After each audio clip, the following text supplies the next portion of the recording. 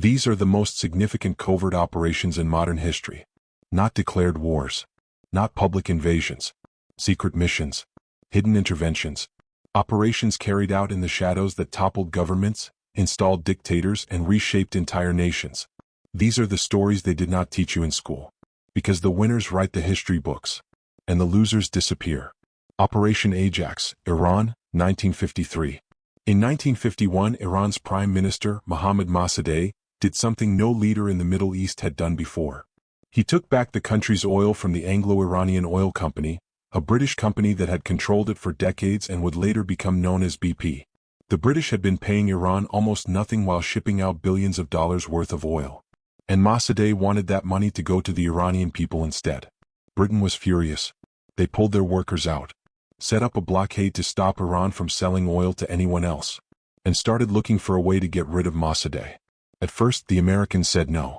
But when Eisenhower took office in 1953, the British warned him that Mossadegh was a communist who would hand Iran over to the Soviets.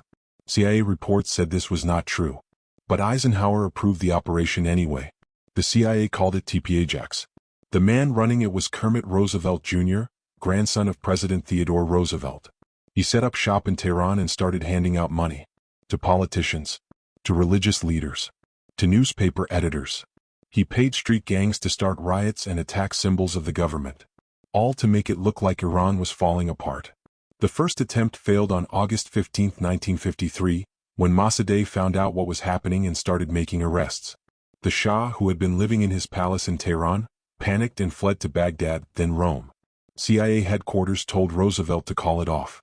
But he ignored them and pushed ahead anyway. 4 days later, the second attempt worked.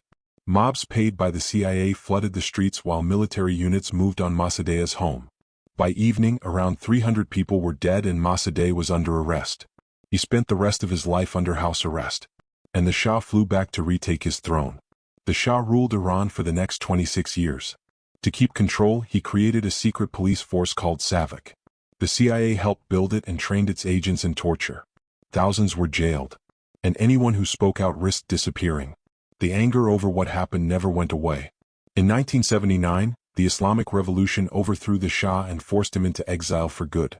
When students seized the U.S. Embassy and held 52 Americans hostage for 444 days, they pointed back to 1953 as the reason. In 2013, 60 years later, the CIA finally admitted what it had done. One operation, to protect oil interests, led to a dictatorship, a revolution, an Islamic theocracy. 44 years of hostility between Iran and the United States, and a region forever changed. The Banana Coup, Guatemala, 1954. In 1951, Jacobo Arbenz was elected president of Guatemala, a country where 2% of the population owned 72% of the land. Most of that land just sat there, unused, while poor families had nothing. So Arbenz passed a law to change things. The government would take the unused parts of big farms, pay the owners, and hand the land to families who needed it. Within 18 months, about 500,000 people owned land for the first time. The biggest landowner was an American company called United Fruit. They owned over 500,000 acres in Guatemala, most of it sitting idle. The government offered to buy it for the price United Fruit had declared on their taxes. United Fruit said no. That price was too low. They had only reported it that low to avoid paying taxes. Now they wanted to be paid full market value. United Fruit had powerful friends in Washington. The Dulles brothers. John Foster Dulles, Secretary of State. Allen Dulles, Director of the CIA. Both had ties to United Fruit. And they convinced Eisenhower that Arbenz was a communist. That Guatemala was becoming a Soviet satellite in America's backyard. The CIA launched Operation PBSUCCESS. They trained and armed a small rebel force in Honduras, led by a Guatemalan military officer named Carlos Castillo Armas. They bombed Guatemala City with planes painted to look like they belonged to the Guatemalan Air Force. They used radio broadcasts to spread panic and make it seem like a massive invasion was underway. Arbenz's military refused to fight. They believed the propaganda, that thousands of rebels were coming. In reality, there were only a few hundred. On June 27, 1954, Arbenz resigned and fled the country. Castillo Armas took power. What followed was 40 years of military dictatorship. Over 200,000 Guatemalans were killed, most of them indigenous Mayans. The land reform program was reversed. United Fruit got their land back. and Guatemala became one of the most violent countries in Latin America. In 1999, President Clinton apologized. He said the United States was wrong. But the damage was done. An entire generation lost. Because a banana company did not want to pay taxes. Operation Condor, South America, 1970s to 1980s. This one was not a single coup. This was a coordinated campaign across an entire continent. In the 1970s, military dictatorships in Argentina, Chile, Uruguay, Paraguay, Bolivia, and Brazil formed a secret alliance. With support from the United States. The goal was to eliminate left-wing opposition. Communists, socialists, union leaders, students, journalists, anyone who threatened the status quo. They called it Operation Condor. And it worked like this. If a dissident fled from Chile to Argentina, the Argentine military would arrest them and send them back. Or kill them. Intelligence agencies shared information. Hit squads crossed borders. And thousands of people disappeared. The most famous case was Orlando Letelier, a Chilean diplomat who opposed the dictatorship of Augusto Pinochet. He fled to Washington, D.C. On September 21, 1976, a car bomb exploded under his vehicle, killing him and an American colleague. In the middle of Washington, Chilean intelligence with CIA knowledge carried out the assassination on American soil. Operation Condor killed an estimated 60,000 people, disappeared 30,000 more. The exact number will never be known, because the bodies were never found, thrown from helicopters into the ocean, buried in mass graves, erased. Declassified documents show the CIA knew what was happening. In some cases they helped coordinate it. Henry Kissinger, Secretary of State, met with the architects of Operation Condor and gave tacit approval. The United States trained torturers at the School of the Americas in Georgia, supplied weapons, provided intelligence.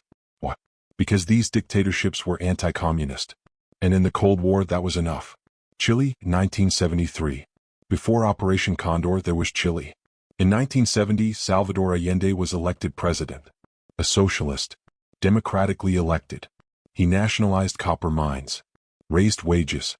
Expanded healthcare and education. And American corporations lost money. Richard Nixon and Henry Kissinger decided Allende had to go. Nixon said, "Make the economy scream." The CIA funded strikes, sabotaged the economy, paid opposition groups, and worked with the Chilean military to plan a coup. On September 11, 1973, the military surrounded the presidential palace. Allende refused to surrender. He gave a final radio address, and then he died, either by suicide or execution. The debate continues. General Augusto Pinochet took power, and for the next 17 years Chile was a dictatorship. Over 3,000 people were killed, tens of thousands tortured, dissidents thrown from helicopters into the Pacific, bodies found in the desert with signs of torture so severe that forensic teams could barely identify them. The CIA later admitted involvement. Documents were declassified. Apologies were made. But Pinochet lived free until his death in 2006. Never held accountable. The lesson. These operations were not aberrations. They were policy. For decades, the United States and other powers toppled governments, installed dictators and funded death squads. All in the name of fighting communism. Protecting economic interests. Maintaining control. And the consequences are still playing out. The Iranian Revolution. The Guatemalan genocide. The rise of authoritarianism in South America. The mass migration from Central America fleeing violence that traces back to these interventions. These were not isolated incidents. They were dominoes, and we are still watching them fall. History is not just written by the winners. It is hidden by them. Declassified decades later. Admitted in footnotes. Apologized for when it is too late to matter. But the people who lived through it remember. The families who lost loved ones remember. And the countries shaped by these operations are still dealing with the aftermath. So the next time someone asks why certain regions are unstable, why certain countries distrust the West, why certain movements turn anti-American, remember these stories. Because the past is not past. It is present. And it is still shaping the world we live in today.